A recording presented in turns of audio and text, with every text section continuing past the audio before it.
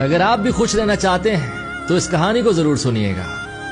ایک گاؤں کے مدرسے میں بچوں نے بتایا کہ قاری صاحب ایک آدمی آیا تھا اور ایک بہت ہی خوبصورت گائے دے کر چلا گیا۔ تو قاری صاحب نے کہا تو بہت اچھی بات ہے، اب ہم روز دودھ پی سکتے ہیں۔ تو سارے بچے خوش تھے اور ایسا کچھ دن تک چلتا رہا۔ ایک دن قاری صاحب مدرسے میں داخل ہوئے تو دیکھا کہ سب بچے اداس ہیں۔ پوچھا کیا ہوا ہے؟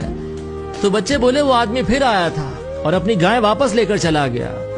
تو قاری صاحب نے ایسا ریئیکٹ کیا جیسے کچھ ہوا ہی نہیں، جیسے ایک نارمل سی بات ہو ان کے لیے، اور الٹا خوش دکھائی دیے۔ تو ایک بچہ بولا قاری صاحب جب وہ آدمی گائے دے کر گیا تھا تب بھی آپ خوش تھے، اور اب جب وہ لے گیا ہے تب بھی آپ خوش نظر آ رہے ہیں، ایسا کیوں؟ تو قاری صاحب ہنس پڑے اور بولے بیٹا اب ہمیں گوبر نہیں اٹھانا پڑے گا۔